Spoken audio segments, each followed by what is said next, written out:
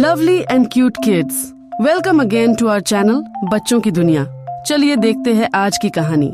मनोहर धोबी गांव में साफ कपड़े धोने और समय पर काम खत्म करने के लिए माना जाता है। मनोहर इस बात का आधा श्रेय अपने गधे मोती को देता है और उसका बहुत ध्यान भी रखता है। मोती भी अपने काम में कोई कोताही नहीं करता। चाहे किसी किसी दिन वह गीले कपड़ों के तले दब जाता है, पर अपने मालिक को परेशान नहीं करता। दोनों नदी के किनारे काम करते हुए सबको दिखते थे। उनको बातें करते देखकर लोग हंसते हैं, पर दोनों को परवाह ही नहीं थी। सब अच्छा चल रहा है। एक दिन मनोहर बहुत खुश घर आया क्योंकि उसे सस्ते दाम पर एक बाघ मिल गया था, जो कि उसका सपना था। वह मोती के लिए भी मिठाई लाया और खुशी से गले भी लगाया। अब हर रोज वह कपड़े धोने के बाद बाग में जाते और वहाँ बागबानी का काम करते। दोनों का काम बढ़ गया, पर दोनों ही प्यार से मिलजुल के काम कर लेते। दिन बीतते गए, बाग खूबसूरत फलों के पेड़ों से भर गया। गांव के लोग मनोहर की बहुत प्रशंसा करते। फलों के बेचने से मनोहर को बहुत मुनाफा हुआ, तो उसने घर को नया कर लिया और एक दुकान ले ली। अब कपड़े धोने का काम छोड़ दिया। इससे मोती को बहुत आराम मिलने लगा। मोती अकेले ही बाग में सफाई का काम करता रहता, खाली वक्त में कुत्तों को भगाता रहता। मनोहर ने भी देखा कि मोती पंछियों को भी फलों को छूने नहीं देता था। उसे मोती पर गर्व होता और प्यार से उसकी पीठ सहलाता। मोती को तो बस इतना ही चाहिए था, मालिक का भरोसा और स्नेह। पर जैसे गुड़ पर मक्खी आती है, वैसे ही पैसे को देखकर लोभी और चापलूस लोग आ जाते हैं। यहाँ भी ऐसे हुआ। लोग मनोहर के पास मंडराते रहते, फिर कहने लगे, भाई अब तो तुम बहुत अमीर हो गए हो, क्या ये गधा लेकर घूमते रहते हो? ये तो तुम्हारी शान के मुताबिक नहीं है। मनोहर कुछ दिन टालता रहा, पर रोज रोज सुनकर एक दिन उसे भी लगा कि घोड़ा ले लेना चाहिए, शान बढ़ेगी, और घोड़ा खरीद लिया।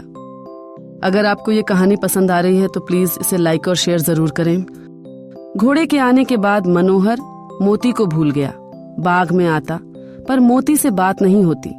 पहले की तरह सहलाना, गले लगाना बंद हो गया, पर मोती नहीं बदला।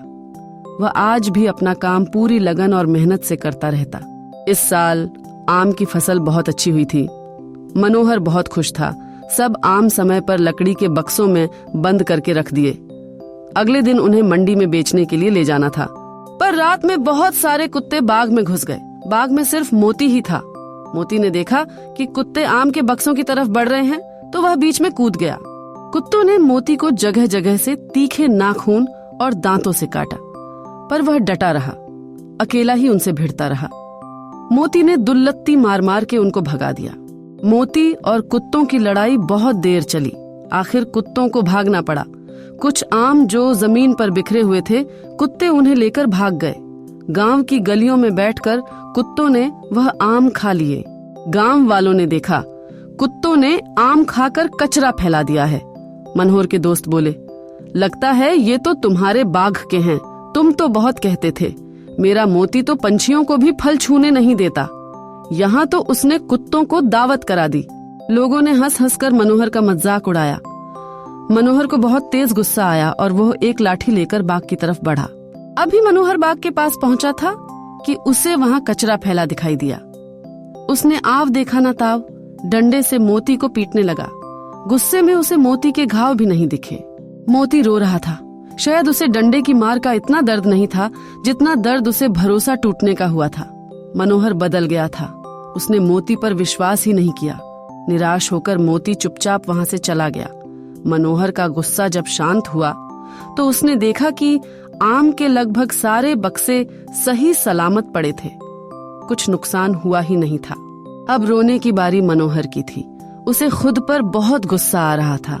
कैसे उसने मोती पर हाथ उठा दिया, कितना मारा उसे।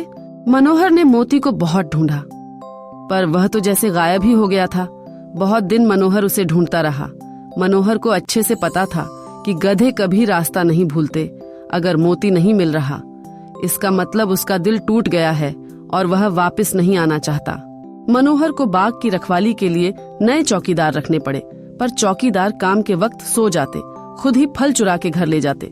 बाग अब पहले सा साफ भी नहीं रहता था। मनोहर को सब दिखता था। मनोहर को मोती की बहुत याद आती, पर अब तो देर हो चुकी थी। उसने मोती का भरोसा तोड़ दिया था। अब वह वापस आने वाला नहीं था। तो समझे बच्चों, जब कोई हमें ईमानदारी से प्यार करे तो हमें उनका भरोसा कभी नहीं तोड़ना चाहिए, क्योंकि अच्छे दोस्त बहुत मुश्किल से मिलते हैं इस दुनिया में। मुझे यकीन है आपको कहानी पसंद आई है, तो प्लीज इसे अभी लाइक और शेयर करें।